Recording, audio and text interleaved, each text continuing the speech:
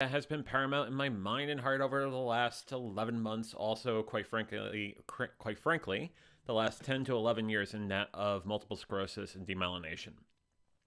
The National MS Society is the largest private funder of MS researchers in the world, investing more than $1 billion to date. MS stops people from moving, but the National MS Society exists to make sure that MS doesn't. Multiple sclerosis is comprised of unpredictable and often disabling flare-ups of the central nervous system. Such flare-ups disrupt the flow of information within the brain and between the brain and the body. To contact the National MS Society, please call 1-800-344-4867. Once again, 1-800-344-4867. Or go to their website at nationalmssociety.org. Thank you to all of you who have donated money to this amazing organization, but all of you that have gone to the National MS Society to learn more about multiple sclerosis and demyelination and find out more about what I and over 1 million people in this country are dealing with in that of MS and demyelination. And we appreciate all of you. And on that, it's time to talk. Today's a day to celebrate. Outside of the fact that today is Friday, and we have conversations about anything and everything, but today is also the 1,000th day I've been tracking food, which has amounted to me losing 307 pounds. A lot has happened in the last 1,000 days, but the one thing that hasn't changed is my love of having conversations about anything and everything, because this is the Venture Forward VF Talks.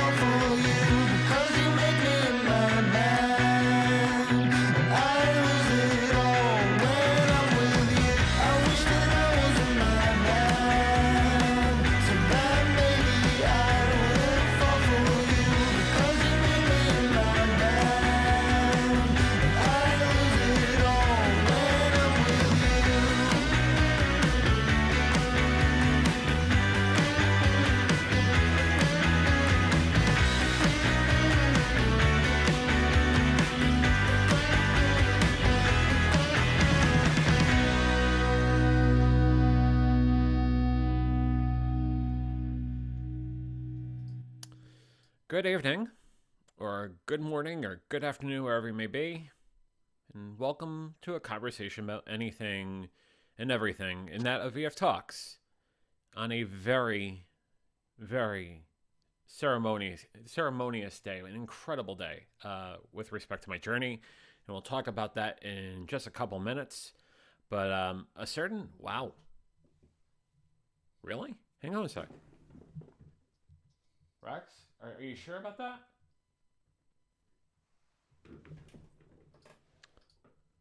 Rex said two things.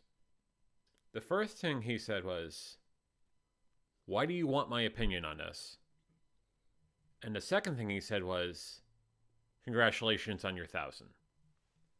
I'll take that as a mixed reaction and a win. I'll take that as a win. That's what I'm going to do. I'm going to say hello to all of you on Facebook, YouTube, and Twitch. And who wins the door prize this evening? That would be Jaden. Jaden says hello. I say hello, Jaden. How are you? On YouTube, we also have Jamie. Jamie says heya. I say heya back. Hope you're doing well this evening.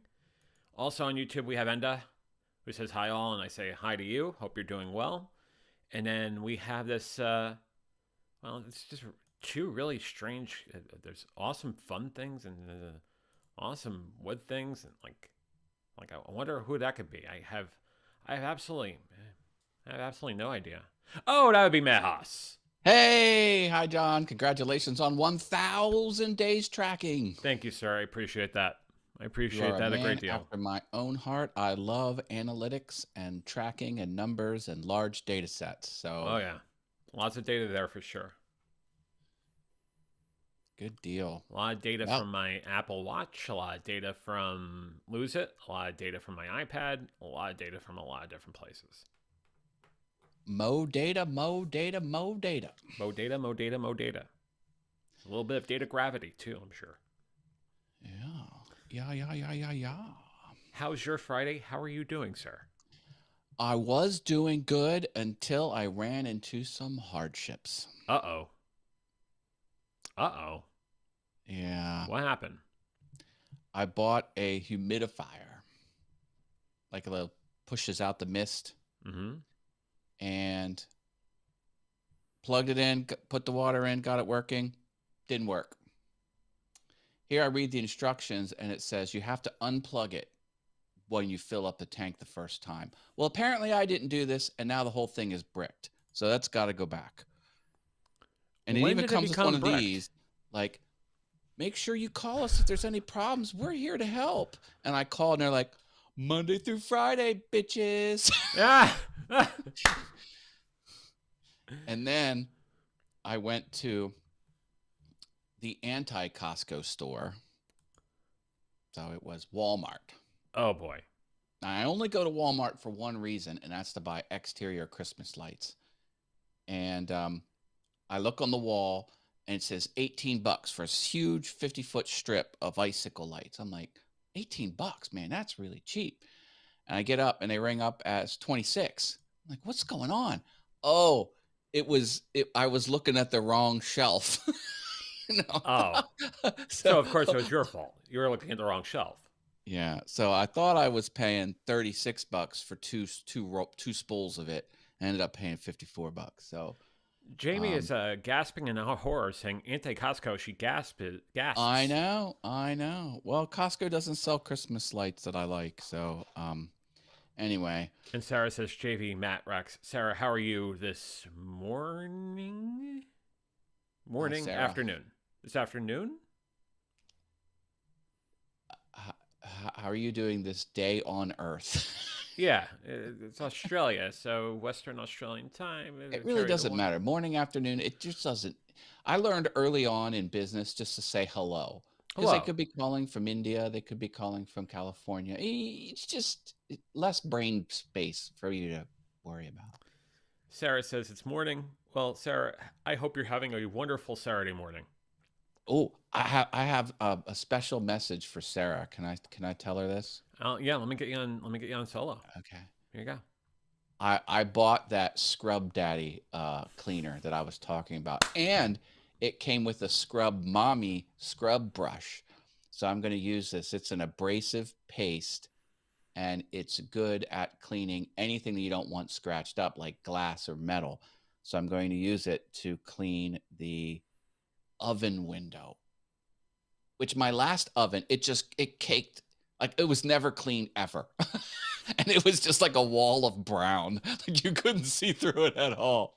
And then I watched a video and it's like 8 seconds and it was down to the glass. So Eight whole seconds.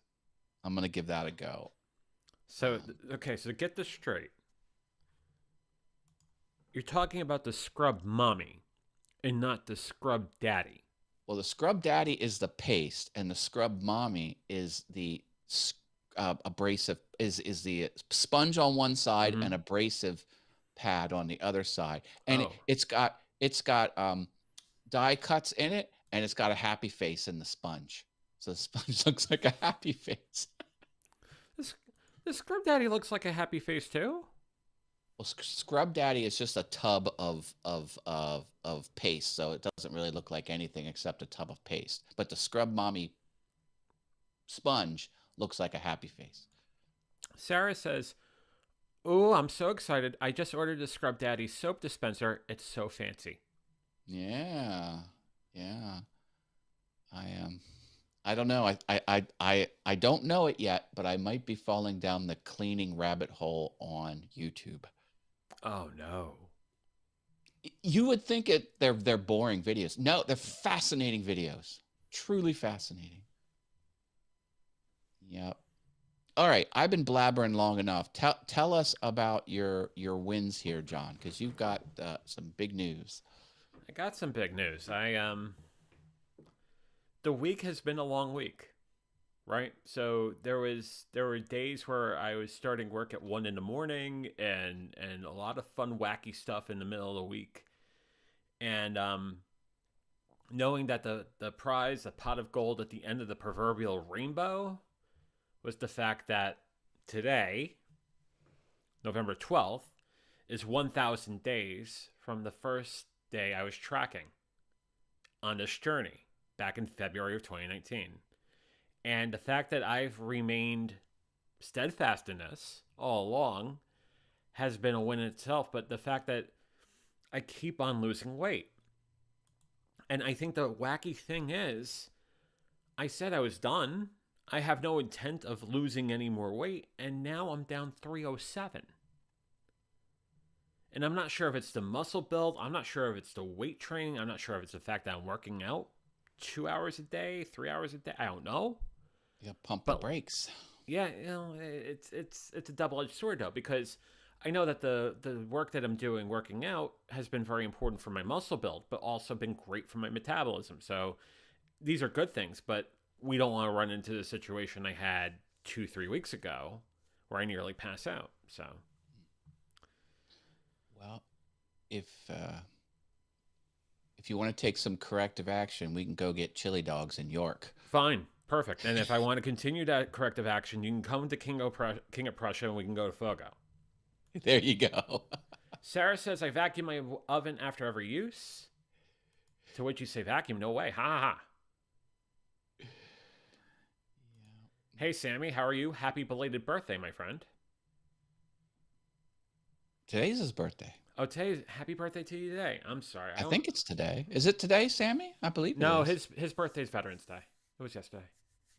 Oh, okay. Yeah. Well, hey, there you go. Unless you're stuck in time travel mode and it's, for some weird reason, it was the 11th. We're either a day late or 364 days early. There you go. There you go. Sammy saying it is the 11th. Yeah, his birthday is Veterans Day. Got it. 11/11. Got it. All right. An incredible day to manifest things, apparently. Especially on a day like 11/11/21 or 11/11/2021. So there's a bit of a palindromic thing going on there too. What are you going to do the second month, the 22nd day on 2022 at 2:22 p.m. 2. It's coming up. It's coming up. So mark your calendars. I know I'm taking someone to a concert the day before, so that's technically not 2/22/22. But, you know, There's that. Hope it's an indoor concert in February. Yikes. Yeah, it's actually over in Reading. All right. So there you go. Sammy's Yeah. informing us that it's 362 days till he's 18. All right. There you So go. there you go. You know what happens when you turn 18? Nothing. Nothing. Except maybe, you know, depending on your financial status, maybe you're paying taxes. Who knows? So if that's the case, enjoy your time with the IRS. Yeah. The more you know. You can be legally prosecuted as an adult. Laura, thank you very much. Laura says congratulations on the 1,000. Thank you, Laura. I appreciate that.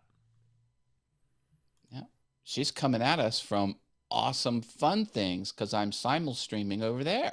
It's a simulcast. Is that the correct term? What's the correct term for what we're doing here? I think we could say simulcasting, but I guess simul streaming would make sense. Let us know in the comments. I think simulcast or simul stream. Okay. Sammy says, "Oh, I'm already paying taxes."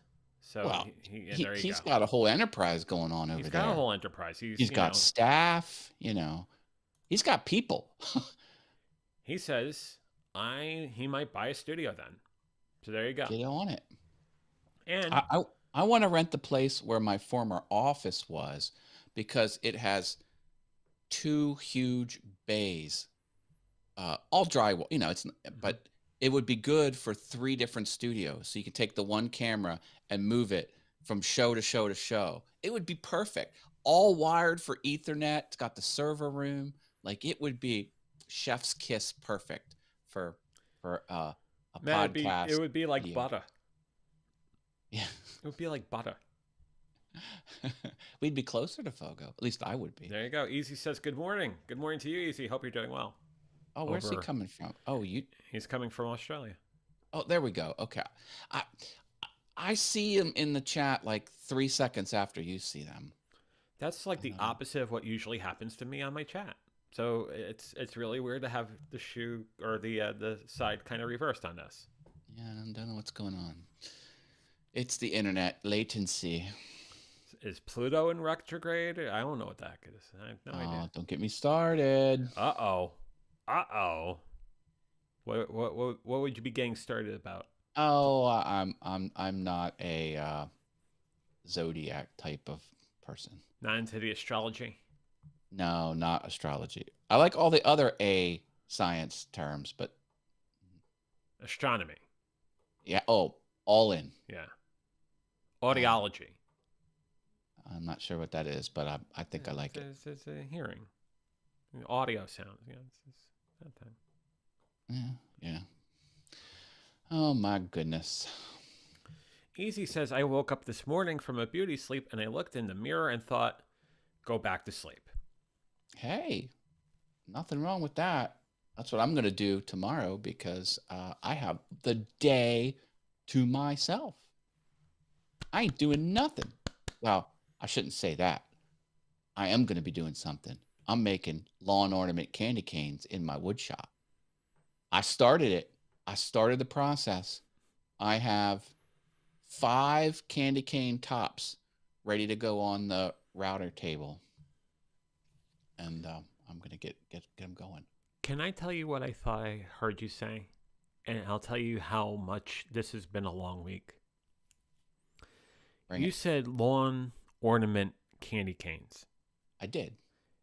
And for a second, it sounded like you were saying law and order candy canes. And I'm saying, well, how are you going to do the Sam Waterston one? Well. Dung dung. You know that. Dung dung. Yeah. Oh, God. Easy has a question for you, Matt. Hey, do you know much about Redbubble Printful? Shirt on demand. Shirt on demand. Yes. Well, I know a little bit about those 2 services. Redbubble can do a lot more than just T-shirts, I know. I'm not quite familiar with Printful. I've used a few different services. I mostly use Teespring.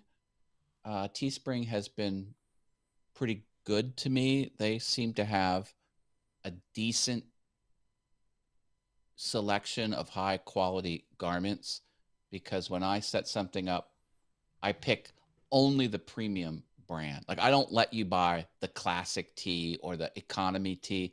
I mean, I don't play that game. And now they don't have the nicest stuff out there, but Teespring is what I do. And what else is there to say? It's a service where you upload a piece of artwork and you can choose what garments it goes on, and then you get a storefront and an order page. They take the money, they do the fulfillment, they handle the customer service, and then once everything's cleared and closed out, they give you a percentage of the funds, and you can see per item how much you'll get. So it's set it and forget it. Now, you should market it. Don't forget to market. Now, some services, I think, like what was the other print on demand? Not Shutterfly. Shutterfly used to be a place where you can get pictures made, but I don't know if they were putting stuff on. Yeah. Some of them, you upload the image and then the customer can pick whatever they want to put it on. Like, you can't control what it could be on a mug, it could be on a hat, it could be on sweatpants. But Teespring, you've got to assign it to the garments. Easy says Redbubble advertises for you by placing your work on Google, etc., but others don't market for you. That's a good consideration as well. But a lot of artists, like high-end artists, will use Redbubble. Like, it'll be a majority of their business that they've partnered. I don't know what it is about Redbubble. I think it's just very flexible, and it's probably very good terms, as well as, I mean, they're not gouging you for what they're earning off of the sales. And it's a good way to have physical products without shipping, because I'm dipping my toes into manufacturing, holding inventory, taking orders, and shipping, which is a joy suck. I don't know how else to describe it. It will drain you of love and happiness going through. It's what they call a succubus. Yeah. That's why I love digital products. You know, it's instantly fulfilled. You instantly get the money. But yeah.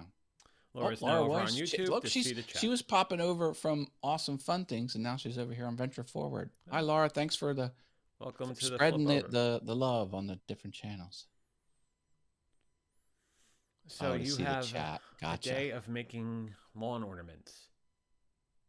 Yeah, I'm going to really hit it hard. Now, making the tops is the hardest part. It takes the most steps. I also took my I have signs for political office, the yard signs, but I have the stakes, the metal stakes. And there's two kinds of stakes. There's stakes for like the bag type of yard sign, which is like a plastic polyurethane printed bag, two-sided. And then there's stakes for a corrugated piece of plastic. And the corrugated piece of plastic stakes are the lower quality aluminum, and they're really brittle. But the bag type are made of steel, and they're much better. So what I do is I get the angle grinder and I chop off the steel ones into these little 7-inch spikes, and then I drill a hole in the lawn ornament candy cane, and I epoxy them up there so it'll sink into the dirt and not fall over, and it won't twist, because I use two per lawn ornament. Because if you just did one, your item could spin like this. You don't want that. You need two of them sticking in there so it won't go. So I broke out the angle grinder, and sparks were flying. Cars were driving past, like, what the heck is he doing? Cutting up all these little metal rods in front of my house, because I won't do that in the house, because that's hot, fiery metal. Yeah, it could be disastrous. You definitely don't want to do that in the wood shop where there's sawdust and small wood chips everywhere. Unless you really like fire, and then that's a whole other story whatsoever. No, I don't like that. Easy says he found some very nice public domain images where he can change it and do fonts, etc. Yeah, yeah, Easy then that's becoming political, saying he saw some nice "Let's Go Brandon" on Redbubble as well, and a bit saturated. yeah, that's definitely over that. Oh, and Laura says the candy canes look nice. Well, I'm selling them locally. So if you're in Central PA, come get them. Um, but you could also consider using Fiverr.com to get the artwork generated. And as a matter of fact, I just did that because my almost astronaut cousin wanted custom shirts for his billiards league, and he did it for his team and another team, and he gave me the designs, and one I did myself, but the other one was kind of complicated, and I'm a fully competent professional graphic designer, but I didn't want to do this design. I went on Fiverr, paid a guy $35, and he designed it for me and then gave me the files, and I used it. There were a couple corrections after my cousin said, "Yeah, it's perfect." I released the Fiverr guy. I'm like, "Okay, it's mine now." And that closed it out. And then my cousin said I want to make corrections, so I had to go in and correct it myself. But yeah, if there's any type of creative work you can do, you can hire this stuff out very easily. Speaking of creative people, Rich Vibes is joining us tonight. Good evening, everyone. Hi to you, Matt, and Matt and JV. I like me some Rich Vibes DJ shows. Easy also gives us a the more you know moment. Says hot molten metal is not good for lungs with no ventilation when grinding. Gotcha. There's a question for me out there. Easy Ping. asks, Ping is the best for shirts, right? With PNG? transparent background, yes. Ping is the best. And you have to make sure your colors can be represented in the printable space, because if you're working in RGB, which can be the default sometimes, especially for the Ping file format, you can have a color not be printable because it's glowing.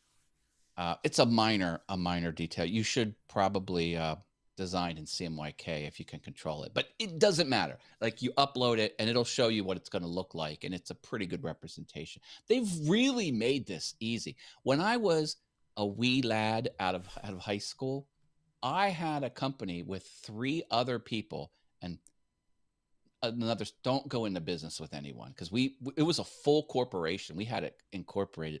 Wrong move. Like, in life, you make these terrible choices. Anyway, it was a t-shirt. We had our own design, and we had them printed, and it was offset printing, with the screen printing. And we had 2, 3, 5 color designs, and I had to design them one color at a time, and they had to have the overprinting and the trapping, because the shirt would shift a little bit. So like the black, it was a very hard technical exercise to get the file split out into the different colors and have the width of the lines be appropriate to allow for the natural shifting. And I made some I got one design. It's amazing. It is the best thing I've ever put together. I'll have, if you want to see it, I'll have to take 10 seconds to go get it. Take 10 seconds. To which Easy's asking Nightmare LOL. Nightmare. Well, the old style printing. Yeah, if you're doing the screen printing, it can be difficult to set up the files. But nowadays, this print on demand, everything we talked about, Redbubble and Teespring, all of those, it's all print on demand. You don't have to go through that technical exercise, and it's what you see is what you get. Yeah. Go ahead and get it. I'm gonna get it. And just to prime it, It has to do with Italian sports cars. Okay, I'm gonna go get it. Oh, there you go. I'll go on main for a second. You know, you'll always have me with Italian sports cars. Just saying. Sounds like an incredible design. So we're waiting for Matt to come back with that. In the meantime, Rich says, used to be laborious. I now get t-shirts printed from designs off my phone. So there you go. And we'll go back to 2-panel here. Here we go. All right.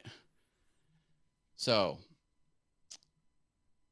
my one relative, my cousin, my cousin's husband, he runs an Italian car show, and he wanted a shirt with a bunch of Italian cars on it. So he kept giving me pictures of Italian cars, and I rendered each one and made a design out of it. And I have the shirt here, and it is the most awesome thing I've ever done. Are you ready? Yep, Go full screen on this. Look at this. Oh, wow. This is the La Bella Macchia dell'Italia car show. And look at all these glorious Italian cars. Do you know how much labor I went into making this? We've got 3 different types of cars over and over again. So these are all Alfa Romeos on the top. And I certainly learned a lot about Italian cars. We've got Alfa Romeo, Detasimo. Have you ever heard of I have. Detasimo? Okay. Ferrari, that's Fiat. ISO Revolta. ISO Revolta. Lamborghini, of course, people know that one. Lanca Zangato Coupe. And Maserati. Yeah. Man. But now this is screen printing. So I had to have the black art, the yellow art, the green, and the red. And then I had to have it to where the black goes over the colors. So on the green pass, it had no lines, no white lines where the black would go. It's solid green underneath. Oh, and then this is the front logo. Look how detailed that is. Easy says a very nice design by doing it old school. It had to be a lot of work, he says. And Laura says it's beautiful. With love heart, love eyes. 1997. Wow. Wow. So that might be the most. And here's a fun story. Okay. So I went back to the design college that I graduated from because they wanted me to speak about working in real life after school. And someone asked me about what I was doing. I mentioned this, and they're like, "Oh my God, I would love to draw Italian cars because I would do it for free because I just love drawing it." And I was like, "Hold up." I'm like, "Yeah, it's cool subject matter, but it was still labor. Like, it's still a job. Like, I could have been rendering letter forms. Like, I could have been making a font. And in my mind, it would have been sort of like the same mechanics what went into it. I'm like, you can't think like that. Mm-hmm. So I thought that was a fun little life lesson for aspiring business persons. So. Easy says he sobered up on July 20th, 1997. All right. Yeah. So he could have had a few at the La Bella Macchia dell'Italia because that was the 4th through 6th. Yeah. Oh. He then says 4 or 5 layers to make that shirt when you had to change the colors. I did need a layer for every color, and the press was awesome because we found a local printer, and the press looks like a big flower because they have the screen printing plates coming off a central hub, so the operator can stand in one spot, and then the next color would come on the carousel. So so the shirt stays in one place, and then the screen moves, and then the next screen comes in and comes down, and then a computer controlled arm squeegees it. Like there's no labor in actually squeegeeing the color through the screen, but an operator can watch each pass go through. And for a big machine, it was probably 14 feet in each direction. It was a huge machine. It was very precise because when the new screen came in, it had to be aligned perfectly. And I think it had 7 or 8 different screens, so they could do 8 color. If it could go up that high, and it was crazy. Easy has seen those 2 arms, 4 arms, and 6 arms. He thinks. This thing was massive, and like they would have caulking guns with the ink on it, and every now and then they would stop the machine and they would put more yellow on, or they would put more black, and the machines would go. And then if it ever got out of alignment, then the operator can maybe push a few buttons, and it would just in thousandths of an inch. But just think about that thing spun, and that new plate had to land in the exact same location. It couldn't shift even just the slightest. Hey, we got Gilly Man, and we've got Marilyn over on Awesome Fun Things. Thanks Gilly for giving me says some congratulations on the 1000. Here to listen after the nice 14-hour workday of American manufacturing. Yeah, baby. And Marilyn says, good afternoon, Matt, and good afternoon, JB. I'm sure he's a great guy. Fun with graphic design. How you doing, Marilyn? Hope you're doing well. Yeah, I love desktop publishing. I'm a desktop publishing expert. Thank you, Jamie. Happy 1000. Thank you, Jamie. Appreciate that. Yeah, baby. Yeah, baby. I guess to go back to that for a second is I don't think. Well, needless to say, the first 2 times I lost the weight, 01, 02, and then 10, 11, obviously it wasn't as long a process, but I think that was part of the problem in itself, because I don't think any of the lessons basically stuck in, or the mental health sort of journey didn't go with it. I think now, 1,000 days into this, I definitely feel a lot different than I ever did before. So, like, I'm really, really thankful. I'm really blessed. And I love all of you. I am serious about that. I can't believe how nice everybody's been. But I also love the community we've built here. I really do. So, well, from an outside looking in type of person, it seems to me that to get where you are, you needed multiple things to be working. Yeah. And it seems to me like this last go around 1,000 days ago, you figured out the right combination of things to make everything stick. Yeah. I think, and we've talked about this before, but when people ask, hey, I have some weight to lose, or I have a lot of weight to lose, how do I go about doing it? The first thing I tell them is you have to start up here. You have to start up here. You have to figure out why you're doing these things in the first place. And then from that, you could start working at it. You could start figuring out exactly what's going on and take it very slowly. You're not going to be able to fix everything all at once, but you try to dissect it in the most reasonable way possible. And that's how you get at it. And you have 1 day, then you have 2 days, then you have 3 days, and it starts building because you're being true to yourself and you're taking care of yourself. You're finally giving yourself the love that you have not given yourself all these years. So it's incredible. It's absolutely incredible. Yeah. Well, I'm thrilled that you Thank you, Rich. You found a system that's working for you, and of course, I'm thrilled that you're healthy and you've got things under control as best you can, and good on you. Yeah, it's not perfect, right? It's far from a perfect thing, but I mean, I'm doing the best I can, as I'm sure a lot of people are just doing the best they can, and that's all we can do. But we're staying true to ourselves, for sure. I've taken a lot of recent interest in my health because my doctor is talked Rich, very go ahead frankly. and put a plug in the comments if you Yeah, feel like here it. I have a thing for Rich if you want to screen share. Yeah, go ahead.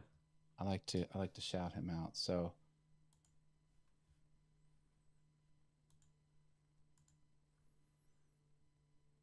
There you go. Oh, you're on mute. Hang on. There you go. Sorry about that. he's on Mixcloud, so it's not YouTube. And you search for his name exactly as it appears in the chat, VYBZ, Rich Vibes, and then these are the different shows. And I don't want to play it. Well, actually, I have my sound muted.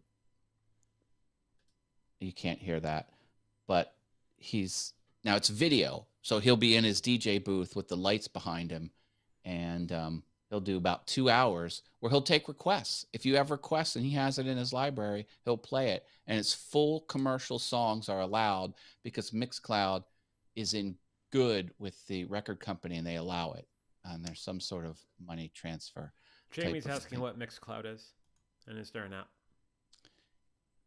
Mixcloud is a website like YouTube, and it has a video component, so it's very much like a video type of thing, but its strength is you're allowed to play commercial music. So people who are DJs usually inhabit that space. And Mixcloud, DJs mix the different music, and that's what we've got going there with that. And so it's like you're watching a YouTube live stream. He does it live, and it's got a chat just like YouTube, but it's him DJing. And what I'm always busy, like me, like I never sit still. So I'm either in the shop doing something, or I'm backing up my websites, or anything I'm doing where I can listen to stuff in the background. It's good for that because you can enjoy the music that he puts on his show. And then every now and then you get on and you type something in chat if he asks a question or if you have a request. Rich, what time does your show usually come on? It's 2 p.m. Eastern? He's in the UK. So 7 to 9 p.m. UK, so that's probably, 5-hour difference? I don't have a way of looking that up real quick. Yeah, 2. That's what, it's right now it's 2. 2 to 4 p.m. Eastern time. Eastern, and then, yeah. As far as Australian Eastern time, do we know? Well, we'd have to figure that out. But Jamie, it's going to be 2 o'clock to 4 o'clock Eastern time, 7 to 9 o'clock GMT, and 11 a.m. Pacific time, right? So, it's a refreshing type of thing because they'll smack you down on YouTube if you use commercial music. And here he is doing 2 full hours of nothing but commercial music. And since he's a DJ, he's got access to weird remixes and different versions of the songs, which I really like. You could definitely watch on replay, Jamie. Oh, yeah, you can watch the replays too. So it's just different. I like things that are different. And to me, that's different, and I dig it. Yeah, it's really cool. Very, very cool. And Rich is just a great guy. I mean, he's very entertaining, but he's phenomenal. So, do you see his photo? He has a standing Tuesday gig where, first of all, who goes to dance clubs on a Tuesday? Apparently people do now. And it is wall to wall people. And then after, like the one time he did a video after the show, they all came up and they were like yelling Rich's name. And they were just, they love him. They love the guy. Like, why wouldn't they? Because he's Rich Vibes. But he's incredible. Anyway, he's I'm gonna actually put the join us button up here. Rich, if you want to join in real quick and tell us more about it, you could definitely jump on that link and join us. Cool. Easy reminds us that's 6 a.m. in Melbourne. Right. And then Gilly says, ancient Spartan military context. If you're going to seize and control the island, you gotta burn the boats. No escape, no surrender. Venture forward. Gilly, you're awesome, man. Thank you. Thank you very much. I Yeah, appreciate 'cause that. if you burn the boat that got you to the destination, you can't go back. The That's right. only option is to win or die. It's that's right. It's do or die. Do I'm or I'm die. I'm a big fan of ruthlessly crushing your enemies. Uh yeah, and basically overcoming the sort of mystery of mediocrity and trying to be better than, or being 1 degree better than mediocre, as we talked about on your episode, what, a month ago. Yeah. Yep. Yep. Yep. Yep. Yep. Yep. Yep. Yep. Rich says, thank you guys. Due to copyright, you can listen, replay, but not watch it. Now that's weird. That is very weird. I don't And get Marcus that. joining us on YouTube says, hi, JV. Hi, Marcus. How are you doing? Hope you're doing well over there. Mr. Marcus, he is a force to be reckoned with, that Marcus. He sure is. He's a great guy. Yep. Oh, my. Yeah. So why would the copyright laws be weird like that? My understanding is it must cost something to be a streamer, and part of that money goes to the record labels. They got to be passing for, or maybe they're generating revenue somehow. Somehow revenue is being siphoned to the record industry. That's the only way it would work. Right. If not, the record industry would take it down. Well, look what happened to Twitch. Twitch went a decade and the record industry didn't touch them for whatever reason. No one knows why they let it go as long as it did. And then one day, Twitch decided to put out an app to make it easier to pump in commercial music. And Twitch said, oh, don't worry, you won't get copyright hit with it. And the record company said, the frack you just said? Thank you. They're like, what now? Shut the front door. And then they slammed them hard. And then it took them months to give people the tools in order to deal with that type of nonsense. I think it becomes a cost-benefit analysis from the creators or the publishers on whether or not it is, I guess, economically prudent for us to pursue, litigious channels to figure out what to do. I guess there's that sort of CBA that's going on there. Well,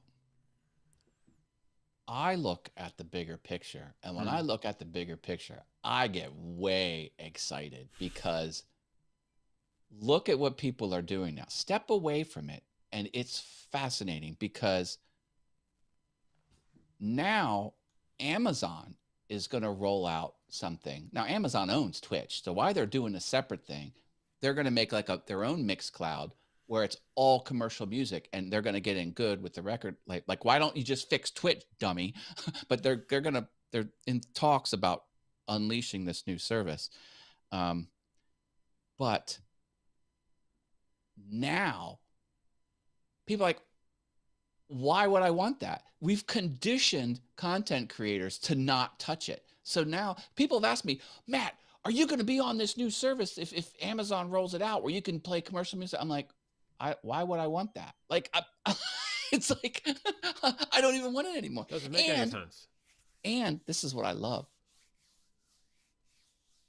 Before, you just got smacked with the copyright and there was nothing you can do. Now, people are putting their own music into the distribution system. And they're taking it back. The people are playing the game that hurt them. Let me explain.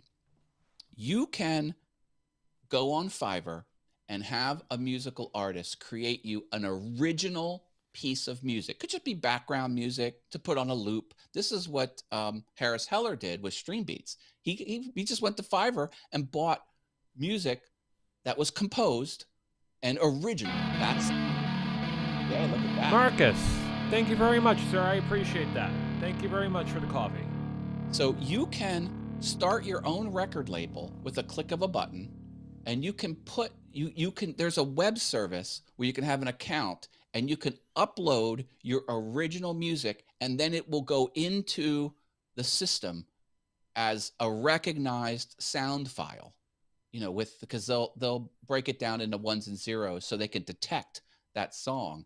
And then you could put it on Spotify and be a record label on Spotify. And then when people play that, you'll get a penny for every time it's or whatever the breakdown is. So now Harris Heller built these hundreds of songs that are just stuff to play in the loop in the background music, put them on Spotify, and Spotify is real easy to use on streams.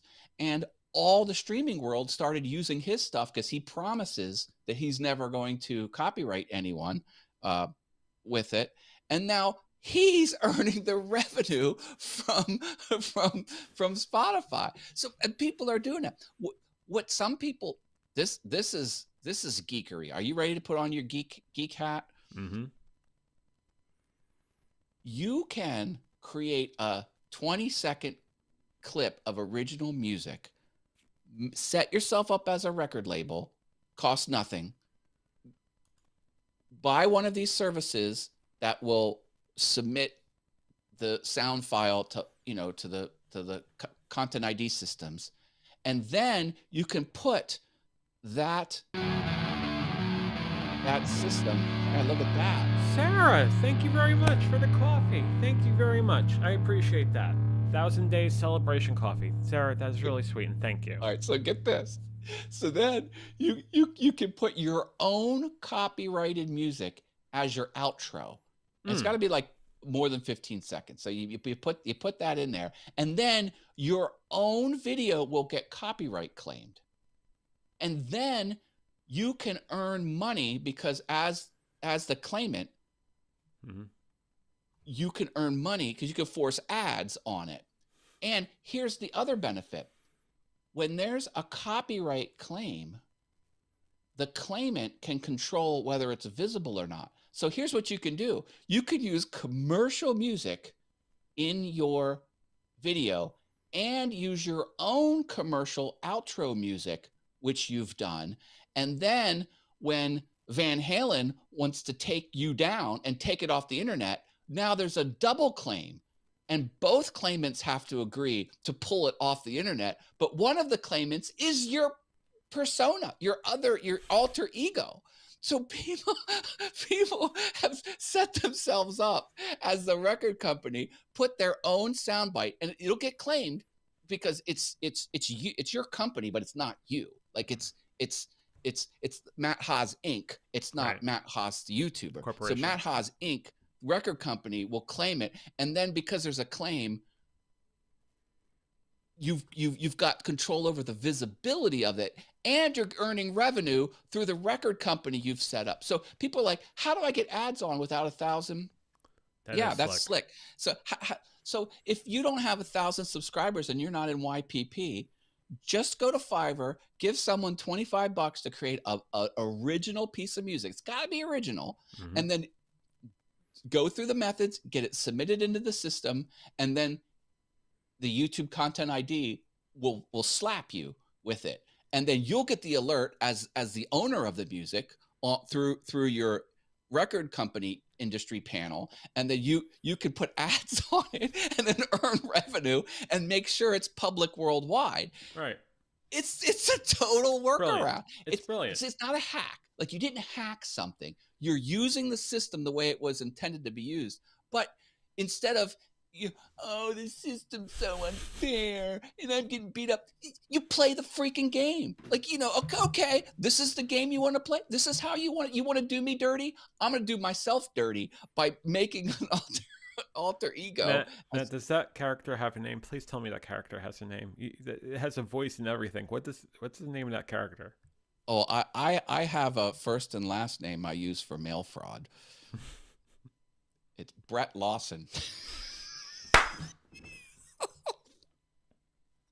Of course.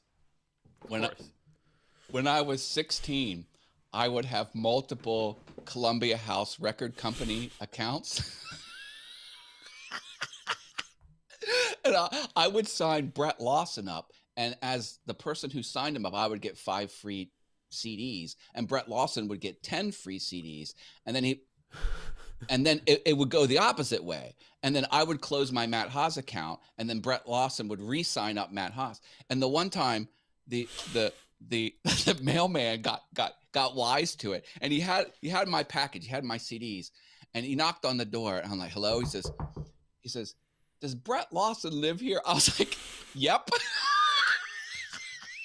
I shut the door.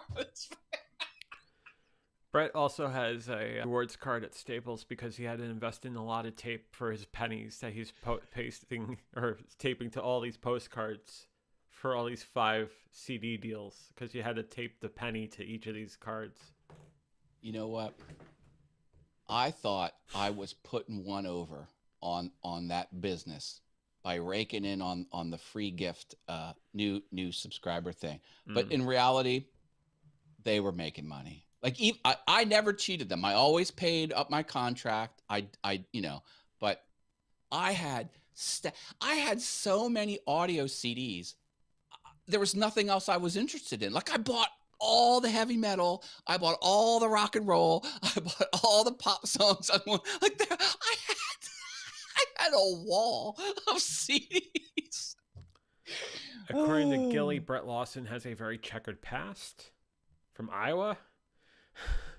I'll put the graphic up. Fun fact on Google: Brett Lawson is a convicted sex offender from Iowa. May need a new one, Haas. No, I just made up the name. Well, I always liked Brett Michaels, so I'm like, okay, yeah. I like the name Brett. And then I was just watching the credits of a movie, looking at last names. I'm like, oh, Lawson's kind of cool. So I just slapped him again. But that's the only thing I used. I fought the Lawson, and the Lawson won.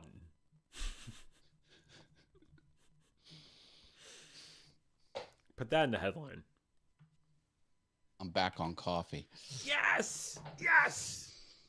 Welcome back to the dark side. What's the flavor du jour? Oh, it's always just Pike Black. Pike Black? There you go. Can't go wrong, baby. It's the original.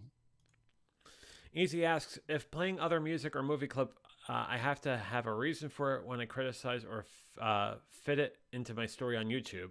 I'm not sure. He's asking. Oh, well, this is very easy. It's easy, Mr. Easy. You're not allowed to use it, period. You don't have to have a reason.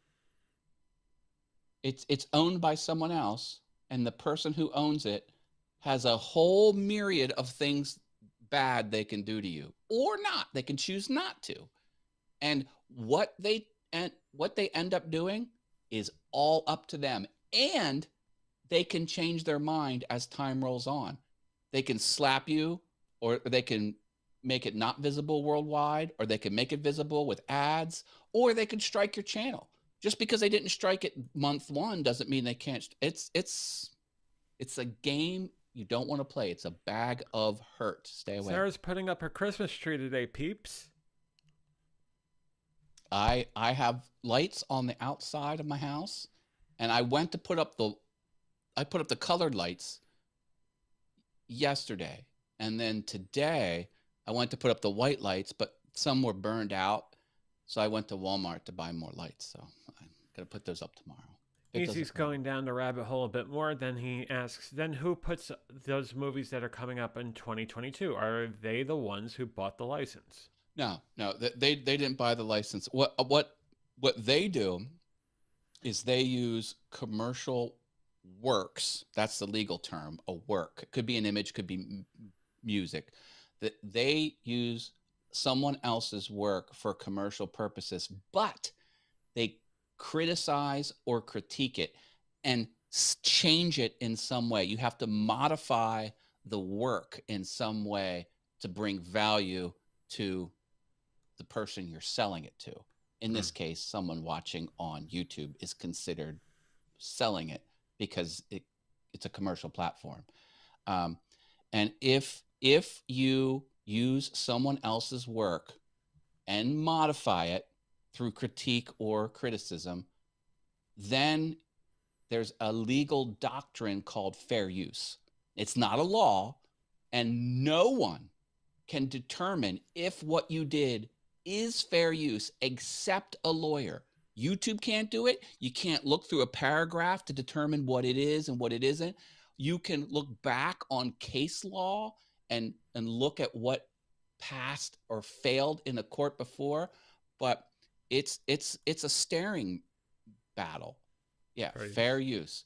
And it's not something you want to get into lightly, because the way it happens is someone says, I own that, and they claim your video or they strike your channel, which is not good.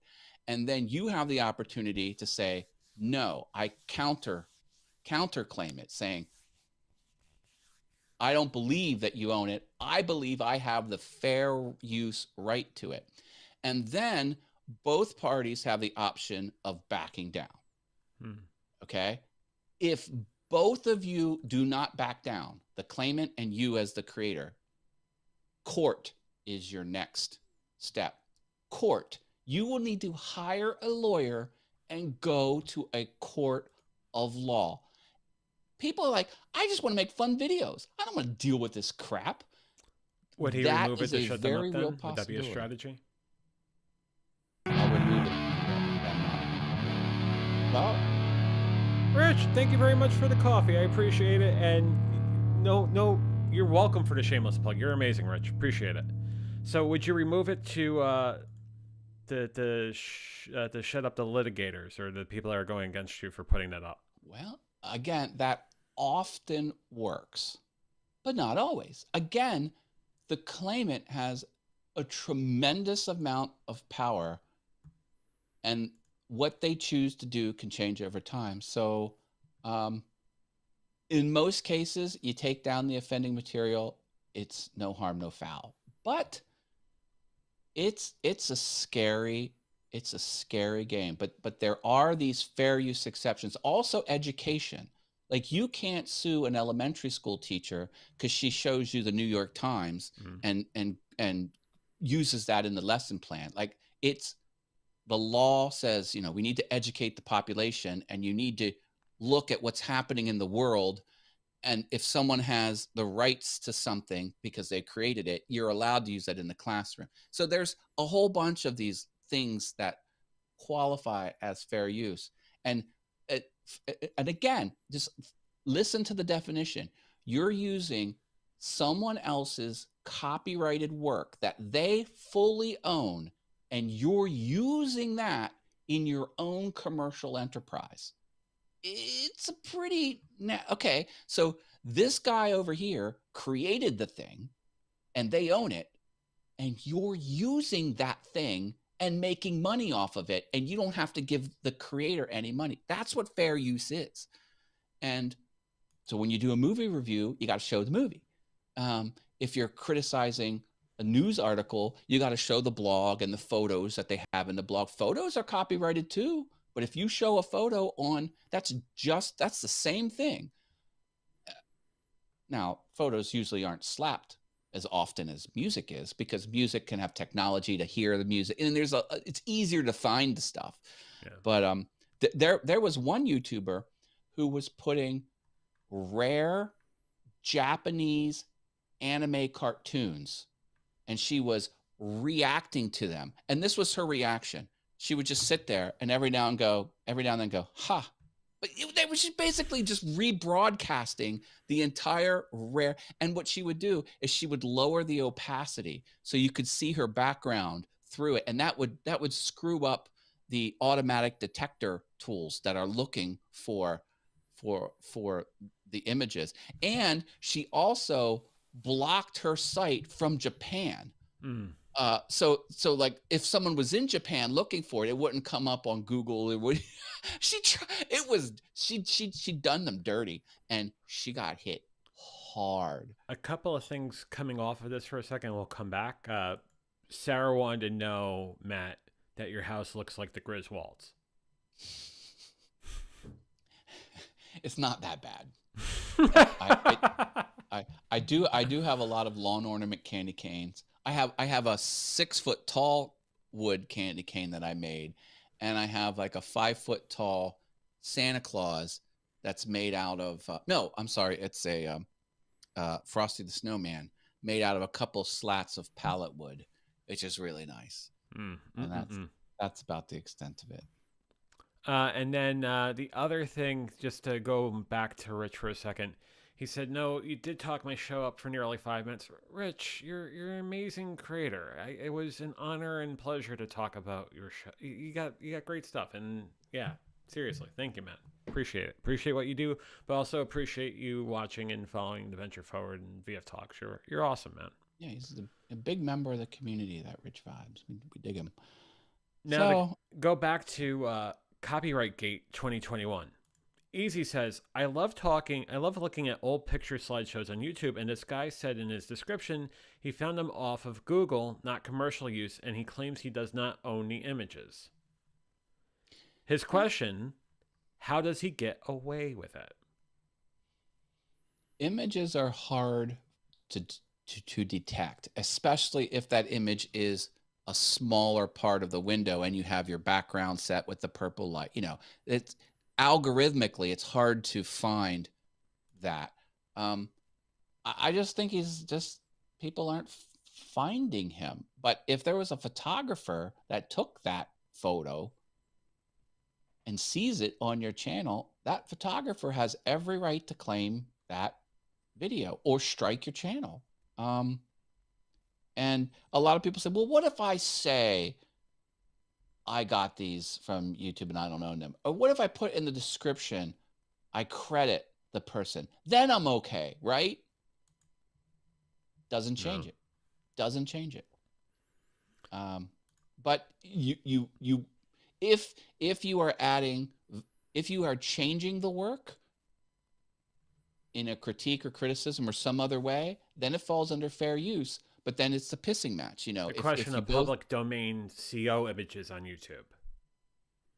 You could use those. Yep. Some things are public domain. Things that have been around more than 80 years, X number of decades. Is it 80? I think it's like 40, isn't it? It's not. I don't think it's as much as 80 as it used to be. Yeah. Well, Disney keeps getting Congress to bump it up so they can keep Mickey. Give him all the cheese in the world, him and Minnie, right? Yeah. But like the Senate and House of Representatives on the floor, like that's always public domain for commercial use. And military stuff. Like here's a fun story. 70 years in the United States and 90 years. Someone took an audio recording of the United States Army singing "God Bless America," and they got copyright claim for it. And they're like, "Hold on, this is from the military, and work from the military is in public domain. Like you can't slap me for this." And it went to court or whatever. Yeah, you can't do that. But like if a senator like goes off on the floor and is embarrassed by what he said and you rebroadcast it, like you're legally allowed to use whatever footage comes off of those federal government institutions. Isn't that the sort of disclaimer they have in front of most C-SPAN broadcasts anyway? That C-SPAN broadcasts are in the public interest and public trust of... sometimes. So, not necessarily the cable subscribers, but in the interest of... I forgot how they phrased it, but they make it sound like most C-SPAN programming is public domain, or at least is free to use. Okay. So here's something that really bites people is sometimes there's a artist who creates their own song, puts it on YouTube, and then one of these people that have a record label will copyright the song, put it in the system under their name, and then copyright strike the owner of the song. Like that has happened before where like legitimate owners of the song were getting sued because someone else put it in the system before they did. Easy then asks, like uploading public domain of Biden on YouTube and describing how sleepy he is. Yeah. He's a federal public figure, and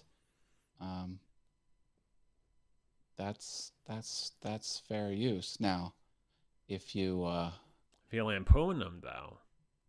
Yeah, YouTube has kind of a bugaboo about disparaging left-leaning politicians. So there's a whole other bag of hurt that could happen if you if you poke the Within reason. I mean, you could provide comedic satire, like your late night shows and whatnot. That's fine. I think when it becomes disparaging, that's when it Mhm. raises flags across social networks, as far as I know. whole thing about you know, these social networks feel they have a moral responsibility to guide the conversation into into what they think society should be like, and it's getting weird. Um, Easy asks, "Oh, you mean politically correct?" Well, yeah, to a yeah, certain degree. I go off of the journalist creed, which is absolutely not satire and comedy, but I kind of hold myself to a journalist creed, even though I provide information and a self help, self recovery sort of show 2 out of 3 days a week.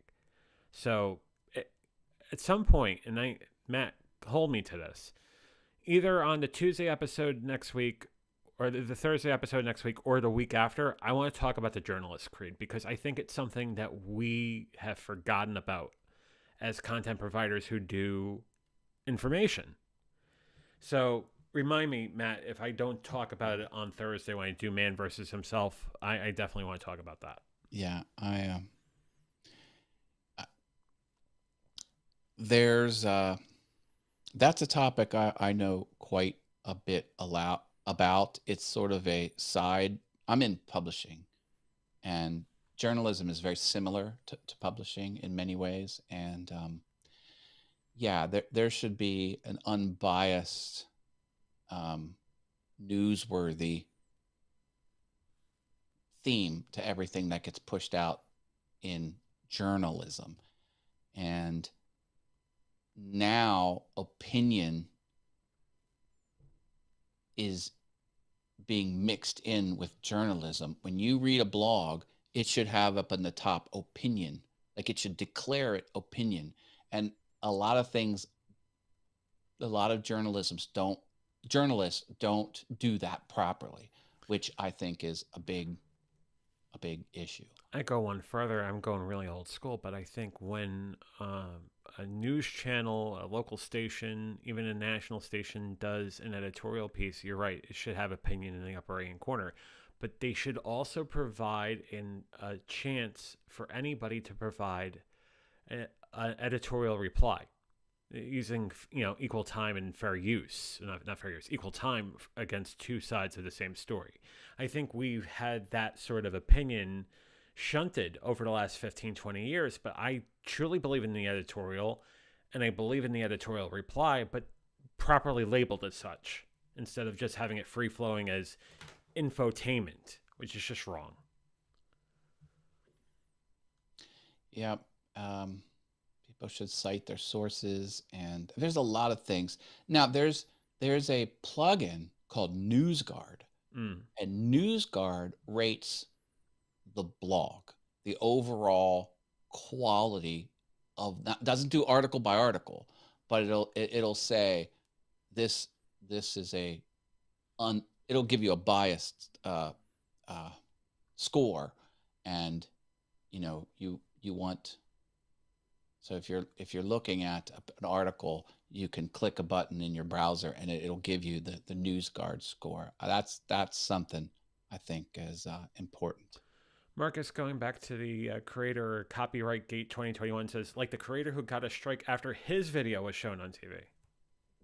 And you can get caught up in the system like that, where like a network could use your YouTube video, and then once they put it out there, networks have tools to sniff out their stuff, and if they see what they used, they're going to claim it. And if you're the owner of so it has gone backwards like that, like sometimes, where it's not fair.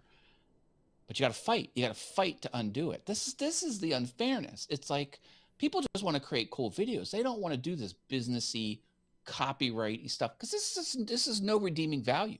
Like, you're not being creative when you're doing it. You're not making more Mm-hmm. videos. It's giving you stress. It's giving you headaches, fear of litigation, actual litigation. It's hard, and it's crap that it can be abused like that. Hey, Chris, how have you been? Good to see you this evening. Niantic Riverwood Crafting Yeah. with Chris Nealon. And then Laura says, you always have your disclaimers about mental health. JV, where did you start for journaling to get your mindset right? I think I'm going to try to dissect that into two questions. I think as far as journaling to get my mindset right, I think it was trying to dissect exactly what was going on and figuring out why was I doing the things to myself that I was doing. I'm going to go mean for a second. Trying to decipher that and trying to figure out why am I having these sort of reactions? Why do I feel the need to be obsessive compulsive towards something or any sort of drinking or eating or whatnot? That's the first piece. The second piece is I took journalism in high school. So I know the importance of citing sources and looking at 3 or 4 sources before you take something as indoctrination into content, right? So we talked about the story about calorie counting and whatnot. There were 3 or 4 sources. If there wasn't any sort of source that was listed and no slides, there was a couple of slides that talked to cutting and muscle cutting and muscle building. That was from one source. That source was listed at the bottom of the slide. But I try to do everything I can to make sure that the sources are properly cited. But then I also that's why I also spend a minute of disclaiming before every episode of the main show as well. It's something I take very seriously. I feel like I'm providing information that I'm learning, and that I'm citing off the bat that I'm not a doctor, I'm not a therapist, I'm not any sort of that, but I am doing my research, and as always, you should seek a doctor or a therapist or any sort of community to get more information to do what's right for you, for your physical health, your mental health, etc.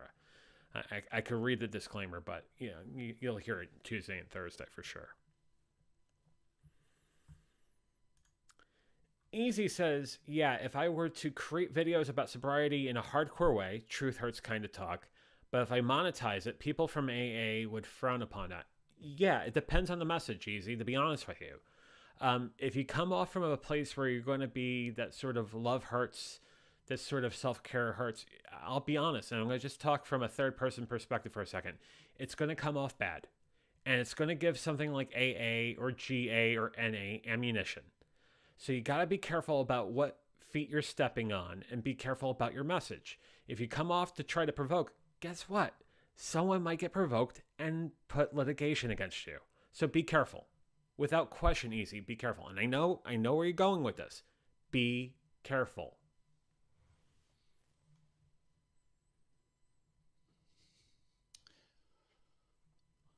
Matt? I got a new topic if you want. Sure. I was expecting you to either chime in or say something like, well, you could be a bit not crass, but a bit inflammatory or whatnot within these sort of safeguards. But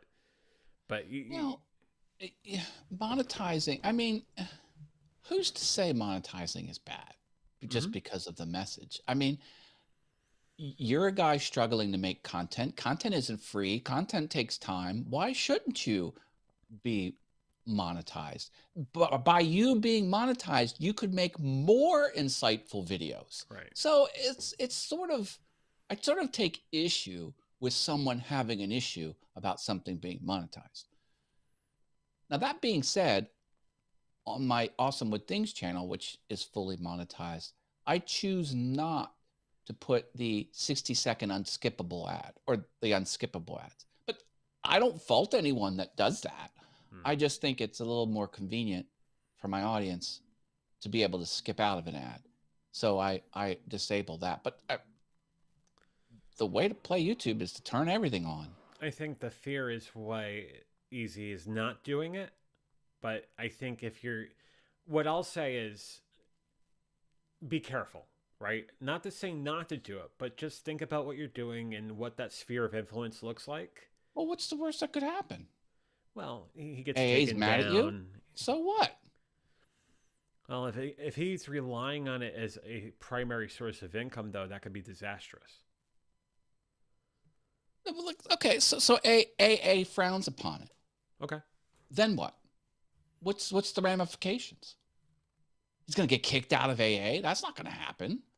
Well, it's more than that, though. What I'm saying is, if the person who's creating is creating content and is looking to monetize and is getting a revenue stream from it and is a primary source of income, and then all of a sudden YouTube or Facebook or who have you has a major problem and gets him or her taken down, now it becomes a fiduciary matter.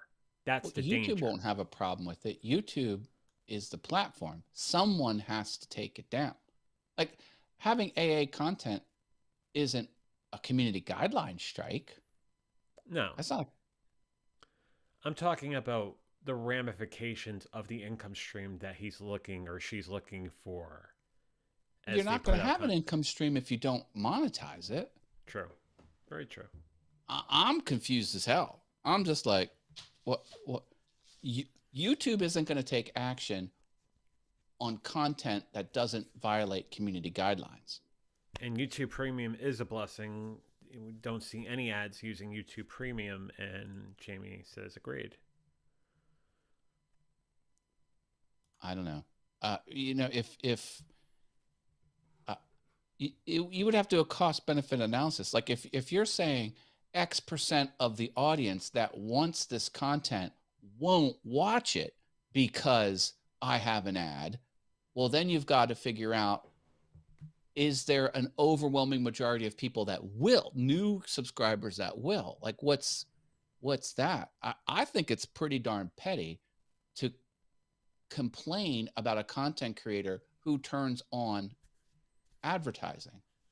That's a pretty sucky thing to do to a YouTuber.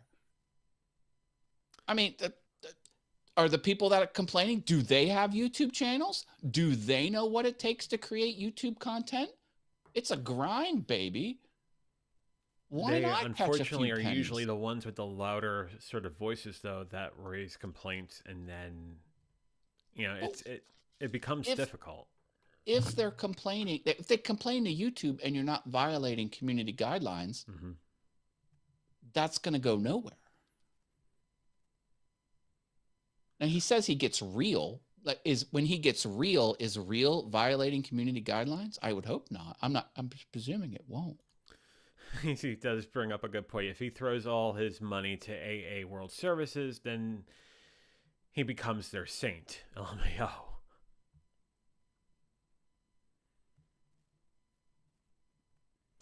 I'm starting to see your point, Matt. And let me take a step back for a second. I think you should do whatever content you feel is right, whatever content that is. And I think the only thing I was saying is do it responsibly. I think that's where I was coming from. But you should do what sort of content you want to do.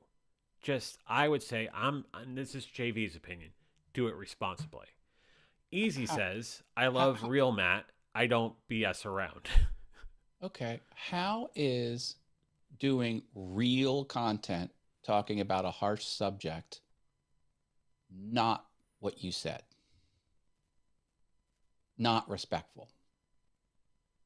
I don't think how does respectful come into the conversation when the concern is I'm doing AA content and I'm monetizing it and the AA organization doesn't like it and presumably a percentage of the audience doesn't like it? How is that not being true? Or what you said? I'm not getting it. Yeah. I don't understand the negative outcome that could result from the AA organization or a small percentage of people not liking that you put an ad on the video. I don't get it. What's the worst that could happen? As Rich says, all content creation is a grind and it costs money to produce.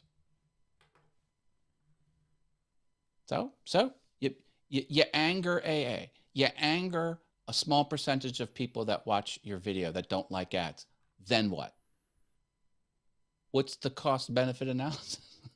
Marcus says anyone who doesn't like the content can simply not watch it. Absolutely. Yeah, tell them to I'm pound just, sand. I guess the only reason why I said what I said is I know how far reaching an organization like AA is.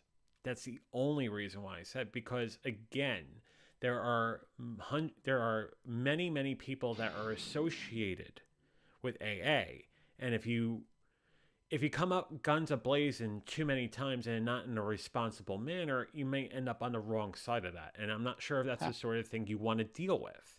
how is placing an ad considered guns a-blazing? That's all he's doing is he's not taking talking about ads the down. ad. I'm talking about the content, not the ad. We're not talking about the content. We're Okay. talking about the impact of putting ads on his content, right? Yeah, and from that perspective, you're absolutely right. From that perspective, you're absolutely right. Yeah, I didn't see Gillyman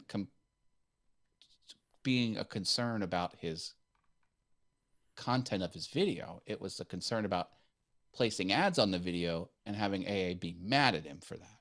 Right. All right. So you do you, Gillyman. You put your content out there. If it's helping people, it's helping people. And if you want to catch a few pennies by placing ads on it, you go for it. Anyone has a problem, you tell them to go. You tell them to come to me. Say, this Matt Haas guy wants to talk to you, and you send him my way. With the implementation of augmented reality soon, advanced full 3D heads-up display glasses, we will see an order of magnitude more social media everywhere. We will look literally every second. And then he says, would that be in 5 years? Yeah, I saw the Zuckerberg interview with Gary Vaynerchuk, and he's like, he gave a timetable. I was like, speaking of AR, VR, it must have been 10 years ago. I saw a funny video about that. And it reminds me of what Mark Zuckerberg, let me set up this funny joke video that I saw. So it was new virtual reality. And it went through a fake timeline. So it was like off in the future. It was like a history lesson, but the events didn't happen yet. So it was like, did you know what I'm saying? Mm-hmm. Like it may have been like 2040 looking back at 2010 and up through 2030. Anyway, so it said, okay, first we had the goggles. Okay. And then you were in your little circle and you were interacting like that. And then they had like haptic feedback on the hands and the suit. So if like someone punched you, the suit would give the haptic and they did it in like a basketball court. And they're like, okay, so now you someone passes you the ball and then your hands would vibrate because the ball would slap your hands. And then they got to the point where they had a full size court that had the IR lights doing the 3D mapping, and you could run around an entire with the screen on your face. And then it got to the point where it wasn't virtual reality, it was actual reality. And you put these glasses on your face with no lenses on it, and you would actually be playing real basketball. But it was the virtual reality that morphed into actual like that's the end step, is just actually going to a basketball court and actually playing basketball. I thought it was funny. It was well executed. It was a sketch. It was really funny. And to see where we've gone with that sort of mindset over even the last 5 years, let alone 10, 20. But it's amazing how it's morphed into what this actually has become. I am very skeptical about VR. Very skeptical. The first thing out of Mark Zuckerberg's face was, people are missing the in-person interaction. I don't think people don't need that. It's not about VR though. It's about AR. AR is the thing. Now I'm all in on AR. Right. Like, could you imagine having the glasses and the one eyeball has the projection, and I'm walking around and I see JV coming close to me, and a little pop-up goes on JV's head and says, that's John Ventrini, and this is his YouTube channel, and this is his birthday or whatever like that. And then when you turn away, like the little bubble is gonna stick on your head. Or like you look down the street and it says, that's 2nd Avenue, and then you look this way, this is Smith Street or whatever. Like, that's augmented reality. and to have it sync up in real time with as you move your your your the camera, and the street signs follow the street, like that's going to be real world application. But flying around in a virtual world and looking at the full body of a person, I'm not getting the appeal. Really Marcus says I am pretty sure VR will stay a niche for very specific use cases. And if you listen to what Mark said, what he really wants to do is have a great day, Sarah. Pics of the tree would be fantastic. We love you, Sarah. Big time. Love you too, Sarah. Stay awesome. What he really wants to do is he wants to own it end to end, because he said when Facebook started in 2004, mobile phones, cell phones, smartphones were just becoming a thing. Right. And he didn't influence the smartphone. He had to work in the constraints of the smartphone. And he said other people have policies that we can't get around because we have, and then, but with this new thing, he's going to own it from end to end. And that's what he's trying to do. I'm like, oh, I get it now. Mm-hmm. he wants the control. But I'm just, Marcus asked me a really good question before. Then maybe they should respect the second A in AA. Good point. It's a very good point, Marcus. Easy sets up a scenario here. He says, like this, Matt, let's pretend people know me on YouTube and I walk into an AA meeting and they recognize me. I might get scorched. He laughs out loud. But then he says, but if I read out of the big book and explain it and they put ads on it, I know I will be judged for it. My dissertation has not changed. Then you are educating people out of that Sarah. big book. Sarah says, hey, JV just dropped in to say congrats for 1,000 days. Thank you, Sarah. I appreciate it. Why not spread the news of the big book, whatever that is? Mm-hmm. My thoughts haven't changed. Anyone has a problem, you send them to me. That's my promise. Anyone has a problem with you putting ads on your stuff, send them to me. And that's a tricky thing, Marcus, because there are many recovery groups out there that do not say that they're AA or GA or NA or whatnot. And they come out and say, we're not an anonymous group. We are here to talk recovery, but we are not an anonymous group. When we start talking about the confines of an AA or a GA or an NA or an OA, or pick a letter A, there is that sort of bespoken trust now between the members of the organization or the chapter or what have you and the folks that are running that chapter. I have a question. Marilyn, I just want to get this over real quick. Marilyn says, easy, I don't think that's right as long as you're given the word correctly. That's all that matters. All right, go ahead. Sorry about that. Regarding anonymous, in my layman's knowledge, and I could be wrong because I'm here talking to someone who's an expert or knows a lot more than me, isn't the anonymous piece that if you want to be anonymous, you are the mantra is you will be anonymous. Like people have a unspoken agreement not to reveal who you are. Right. On the flip side of this, don't you have the right to become not anonymous? Like if that's what the actor wants to do, the participant, if you want to not be anonymous, isn't that acceptable? Or must the membership be forced to be anonymous? See, I thought it was, anyway. Regardless, everybody has their anonymity. That is required. And I know this from a GA group that I used to be a part of, that their anonymity is a very important trust within that chapter. Now, that varies chapter to chapter, mind you, because Jamie says some of that could break traditions of AA. It just depends. It is reliant on the chapters and what sort of rules and laws and things that they're not laws, but basically fundamentals that they're governing under. Someone just bought me 3 coffees, and whoever that is, thank you very much for the coffees. I'll be well caffeinated this weekend. Thanks again. Appreciate you. Well, there's I get it. You don't want to disclose other members of the chapter. That is the big no-no. But if a single member chooses on his or her own self to say they have an addiction problem and they're getting help in a undisclosed chapter, an undisclosed group, is that acceptable in all cases?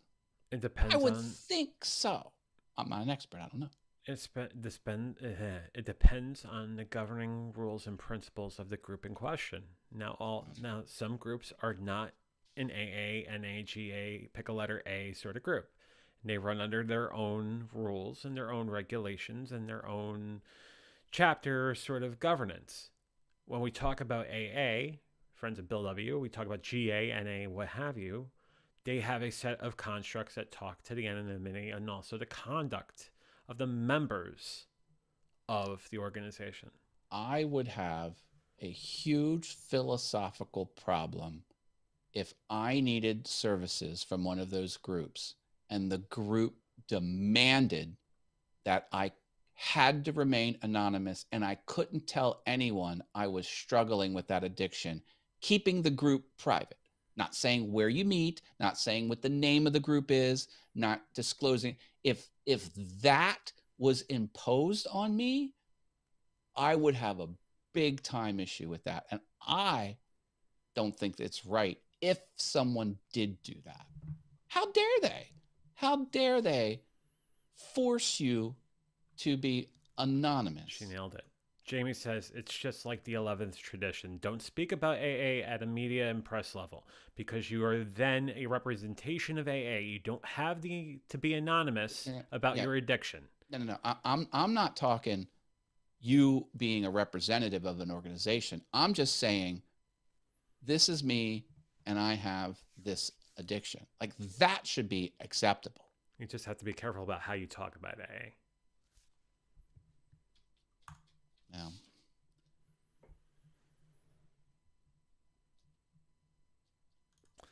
Sarah says there are plenty of places you could find help that would work for you. That's not necessarily AA. Could be anything. And Jamie says that's acceptable, Haas, I think. Well, I mean, I get it. Like you don't want to talk about the practices and the activities and the meth, but if you just wanted to say, I'm in the public eye and I'm struggling with this addiction, and I'm here is what I have to say about this addiction, and you don't mention the organization, and you don't mention the chapter, and you don't dox anyone. Doxing is disclosing the name of, then if that was written into the bylaw that you couldn't do that, what I just described, that doesn't fly in my book. I agree with you. Doesn't fly. I agree with you there. Yeah. So Gilly says, thanks for the content. Congratulations on the 1,000th time I support the channel Venture Forward. Thank you, Gilly. Thank you, man. Appreciate it. And Easy with the disclaimer. Now he's giving disclaimers. We were all giving disclaimers. I am not a representative of AA. All things being said, opinions only, and yada, yada, yada. Yeah. He did a whole Elaine from Seinfeld at the end of that with the yada, yada, yada. So if you spoke about your addiction and you spoke about your wins and losses, and you spoke about possible solutions people could do, and you monetized your video, and someone had a problem with that, you didn't out the organization, you didn't say, and you didn't dox anyone. If someone's having a problem with monetizing, you send them my way. I'll join the conversation on your behalf. That guy.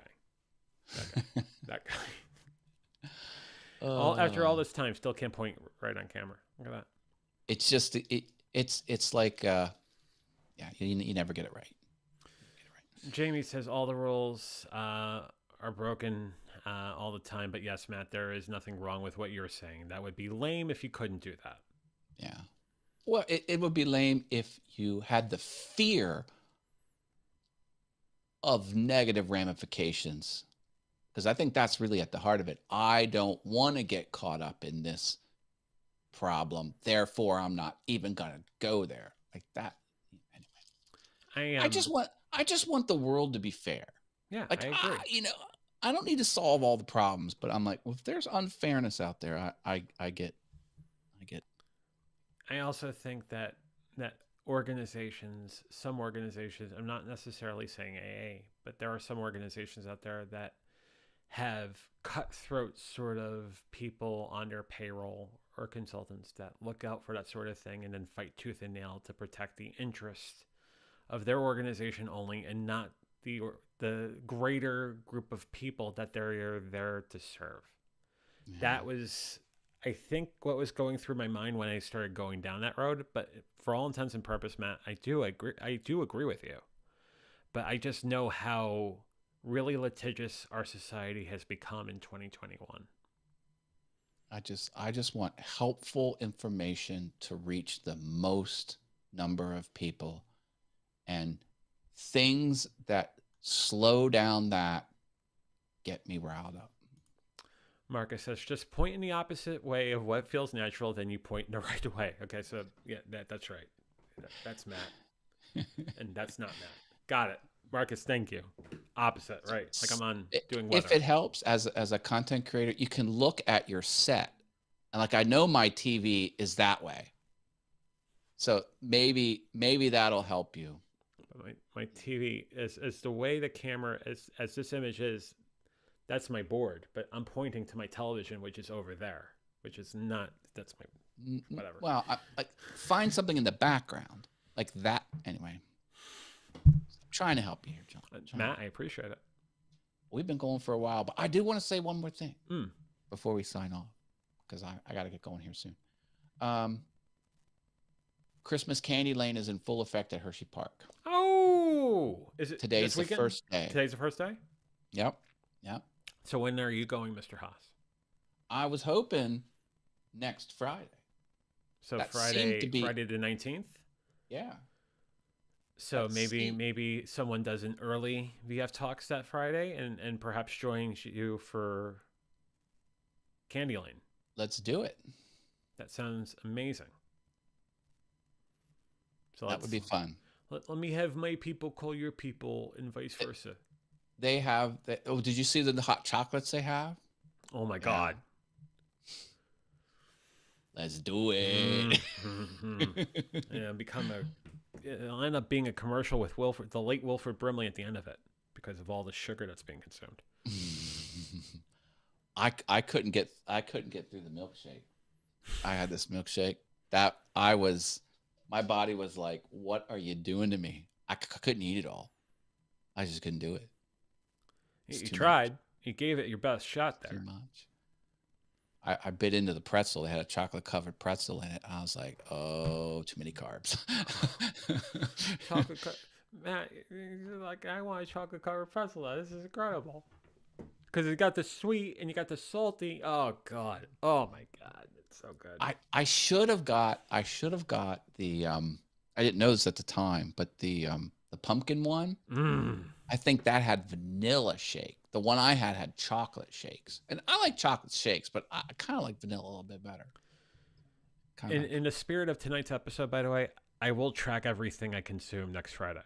So I am tracking everything. It might be massively dangerous, but I'll be tracking it for sure. Yeah.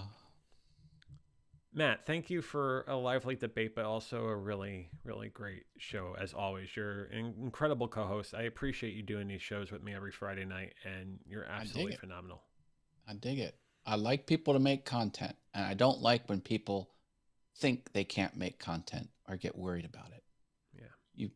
I just have a T-shirt out that says, "Do what you want, ignore the haters." That's my mantra. Ignore the haters, and maybe you do you. You do you. You absolutely do you. Heck yeah, brother. It's Jamie so says fun talking to everybody. Thank you for participating in the chat, everyone. I love you Jamie all. says chocolate shake. Rich says great show as always, guys. See you Sunday. We will see you Sunday, Rich. As you know, you're phenomenal. And Easy says last time he had eggnog there was rum in it, and he hasn't had eggnog since. Oh, I got to get some eggnog. That's yummy. And look at this. Jamie says, Matt, you make me want to create content. So look at that. Mission accomplished. Do it. You'd clean up, Jamie. You'd be awesome. Jamie, you're phenomenal. And you should have a channel. And when you do, I would love to watch it and subscribe and break through a paywall. I will support you 100%, Jamie. You're phenomenal. What are you most passionate about, Jamie? Like, what could be a channel? Because you, like, if you had to give a 30-minute talk about a topic, what would you pick? Yeah. That should be your YouTube channel. You might use the episode that you did with me as a starting ground, but you have a lot more to talk about than that, and you have a lot of stuff that you should be talking about, and you would have a lot of great content on the channel. Go to allthingsyoutube.com. I teach you how to create a channel and where all the buttons are and what you need to do. He's the man. Hey, I'm pointing the right way. Look at that. And it's free. My course is free. People don't know this. I have a full 32 lesson course on how to be awesome on YouTube, and it doesn't cost a freaking dime. Easy. Do you hear that? You can go to All Things. Yeah, you should do that too, man. Allthingsyoutube.com. It's right there. Click the button. There's a button on the webpage. But yeah. Marilyn says, thank you all. You're all great. Marilyn, you're phenomenal, and thank you for joining us. I love the Purple Hearts, Marilyn. Love the Purple Hearts, and we love you. Jamie says, ooh, good food for thought. I'm going to reflect on that. Please do. And if you have any questions, don't hesitate to reach out to me. Don't hesitate to reach out to Matt and all of us, because we will definitely lead you the right way. You're phenomenal, Jamie. And when you do have a channel, just remember the phrase, hit like now. Like, comment, subscribe, ring that bell. Easy wants to tell stories with images. Ain't no wrong way to do it. I'm a very visual person. Do it. I love images. Absolutely, man. Hey, Matt, thanks again for everything. I appreciate it. You have a great night, sir, and I will talk to you soon. If you ever want to go back in time and go to the La Bella Macca dell'Italia. Oh, man. Dumb question coming up. You're not selling that shirt, are you? Or no, it's mine. It's sure it's his. No. Okay. No, I only have one. I'm probably going to put it behind glass. I like it so much, but I never did. Anyway, it's a great shirt. It's a very good shirt. I have the artwork. I'll give you the artwork. You can put it up on Teespring and print your own if you want. Oh, I forgot I did this. Look, it even has the sleeve. Forgot I did the sleeve. Look. Oh my God! It's on. Got the sleeve. Got over the heart logo, and the back. That is so effing cool. That's a premium. That's a premium shirt right there. Anyway. All right, John. Thank you, man. Appreciate it. I'll talk to you later, sir. Later. Going back to Maine. Hey, every now and then we have a good spirited debate about content creation and other things, and that's what makes this show amazing, and that's what makes all of you amazing. And it is an honor and pleasure to do this show every week with all of you. I love this community. I love the conversations we have, and it is a great time, a very great time every week. Matt, thank you again. When you catch this on replay, catch the end of this. You're absolutely incredible, as well as you, Paul, and everybody else who's hosted along with me. I appreciate that, and we will continue this 1 week from tonight, maybe at an earlier time, because there might be Candy Lane going on, and I'll let you know in the middle of next week of what the time's going to be for next Friday. But couple more comments before I talk about next week. Jamie says, good night, Matt.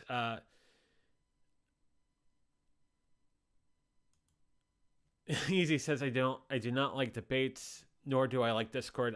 There's not many people that like Discord. I mean, it's an acquired taste. And Jamie says, love the talks with you all. So great. Much love to you. Much love to you, Jamie. You're phenomenal.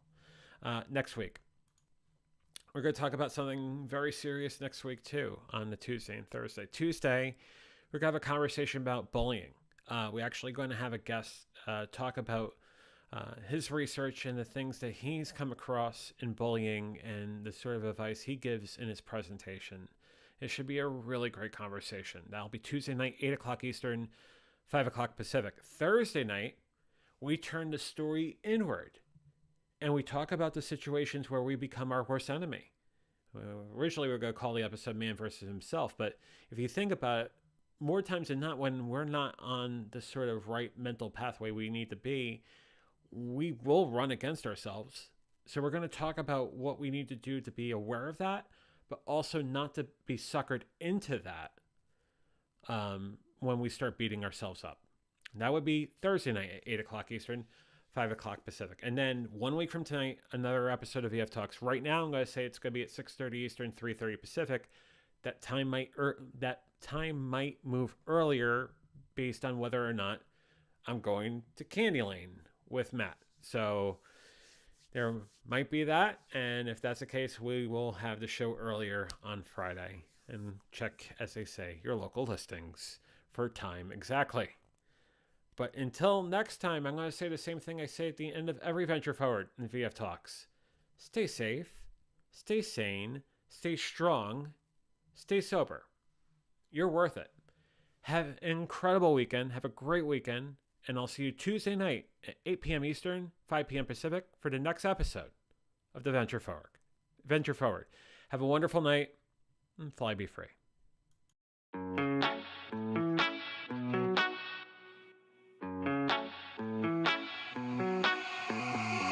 Heading to Vegas in my blue striped car.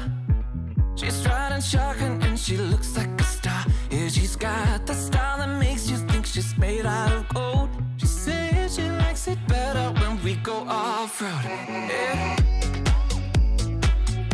I'm gonna make it worth your while. I'm gonna make it worth your time. I'm gonna make it worth your while. When she's with me, we're like superstars. Windows roll down, radio on. I think we could go far. We don't need money. We can skip that part. All I want is her to be with me. She's got a ticket to my heart.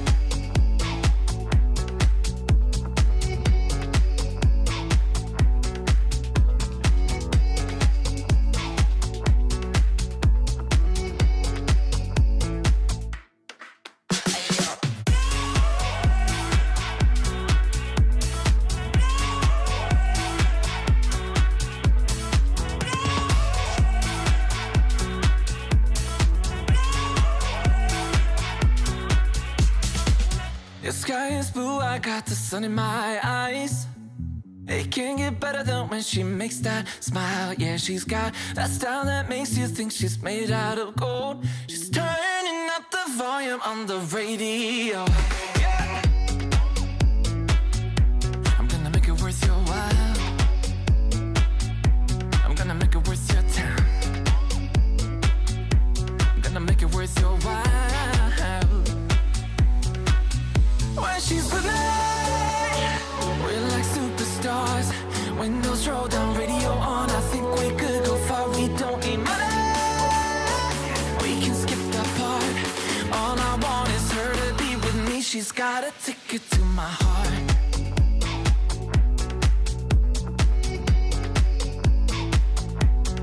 Ticket to my heart.